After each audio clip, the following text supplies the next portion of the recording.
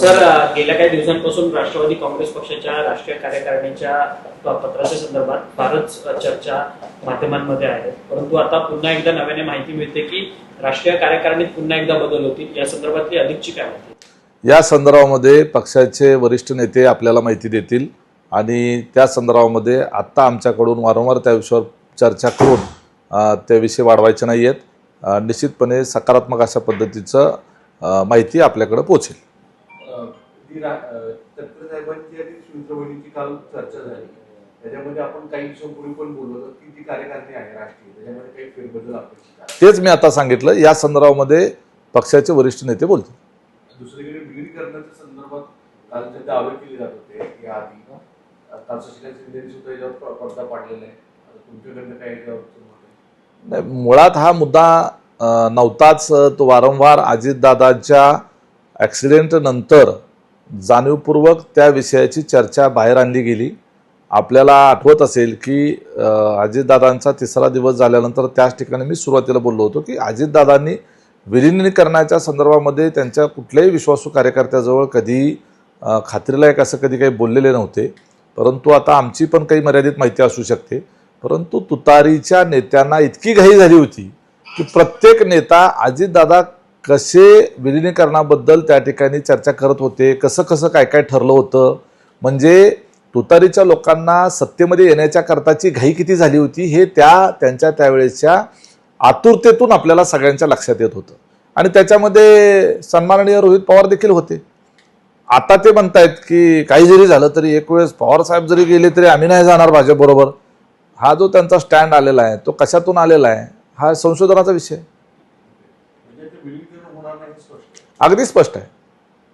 दुसरा मुद्दा की तुमचे आमदार मोठ्या प्रमाणामध्ये फुटून जाणार असा जो दावा केला जात होता, त्यामध्ये किती तथ्य आहे? महाराष्ट्राच्या इतिहासामध्ये आज तागायत सत्ताधारी पक्षाचे आमदार विरोधी पक्षामध्ये फुटून गेले असं एक तरी उदाहरण आहे का? हे कुठल्या तर्कबुद्धीला पटतं? सर्वसाधारण कुठल्याही गावखेड्यातल्या एखाद्या राजकारण न समजणाऱ्या माणसाला जरी विचारलं तरी तो कधीच असा विचार करू शकत नाही की सत्ताधारी पक्षाचा आमदार हा विरोधी पक्षामध्ये जाईल. ही पूर्णपणे खोटारडी बातमी आहे आणि पूर्णपणे न पटणारी, कुठल्याही कोणाला न पटणारी आणि खोटी बातमी आहे. याच्यामध्ये बरं, जर अशा पद्धतीनं कुठला आमदार त्या ठिकाणी काही बोलला असेल तर निश्चितपणे त्या ठिकाणी बातमी लावली पाहिजे. कोणी त्या ठिकाणी काही ट्विट केलं असेल, काही सोशल मीडियावर पोस्ट केली असेल, काही पत्रव्यवहार केला असेल, काही सुतोवाच केला असेल तरी बातमी करायला हरकत नाही. असं कुठलंच काही घडलेलं नसताना या पद्धतीनं बातम्या दाखवणं जे आहे ते आमच्या पक्षावर अन्यायकारक आहे, एवढंच फक्त मला सांगायचं होतं. उलट तुतारीचे एक आमदार सोडला आणि एक खासदार सोडला तर ते सर्वजण आमच्याकडं आमच्या पक्षामध्ये येण्याच्या करता इंटरेस्टेड होते. एवढंच नाही तर त्यापैकी काही जणांनी पक्षांतराच्या फॉर्मवर सह्या सुद्धा करून दिल्या होत्या आणि त्याच्यानंतर त्यांच्या नेत्यांनी अखंड तांडव केला आणि तो अखंड तांडव दुसऱ्या तिसऱ्याकडे कोणाकडे नाही केला, तो अजितदादांजवळ केला. आणि त्यामुळं दादांनी त्यावेळेचा तो जो आमदारांचा त्यांच्या खासदारांचा जो प्रस्ताव होता थोडासा बाजूला ठेवला. नाही तर 2-1.5 वर्षापूर्वीच साधारण संपूर्ण तुतारी रिकामी झाली असती. दुसरं की विधान परिषदेच्या निवडणुकीत महायुती म्हणून एकत्रित लढवायचं चाललेलं आहे, पण जी काही आकडेवारी समोर येते की 12 जागा भाजप घेईल, 3 जागा शिवसेना आणि 2 जागा एनसीपी, असं खरं ठरलंय का? राष्ट्रवादीला विधान परिषदेच्या निवडणुकीत 17 जागा आहेत, त्यातल्या साधारणतः किती अपेक्षित आहेत? या संदर्भामध्ये स्वतः सुनेत्राबाईंनीच या संदर्भामध्ये त्या ठिकाणी आपल्याला माहिती देऊ शकतील. सध्या माझ्या पातळीवर या चर्चेच्या बाबतीतली कुठलीही माहिती नाही. महायुती म्हणून लढवल्यानंतर त्या ठिकाणी सगळ्यांनाच ते सोयीचं जाईल आणि सगळ्याच्या सगळ्या जागा महायुतीच्या व्यवस्थितपणे निवडून येतील. आणि आपल्याला माहिती आहे की या निवडणुकीमध्ये फार परत विचित्र प्रकार चालतात, ते होणार नाहीत.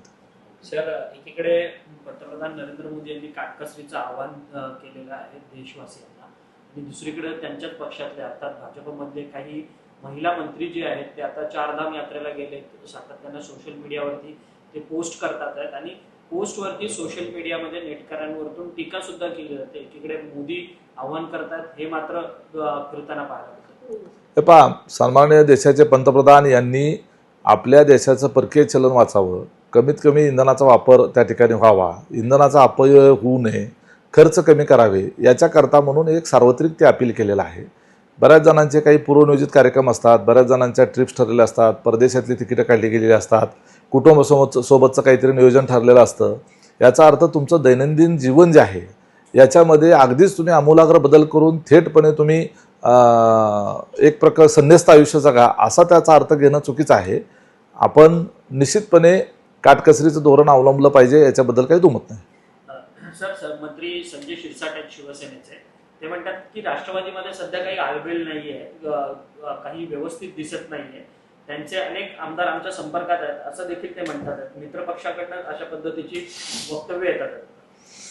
संजय शिरसाट यांच्या म्हणण्याच्या संदर्भानं किती गांभीर्याने घ्यायचं, ते किती संपर्कात असतात लोकांच्या हे मला माहीत नाही.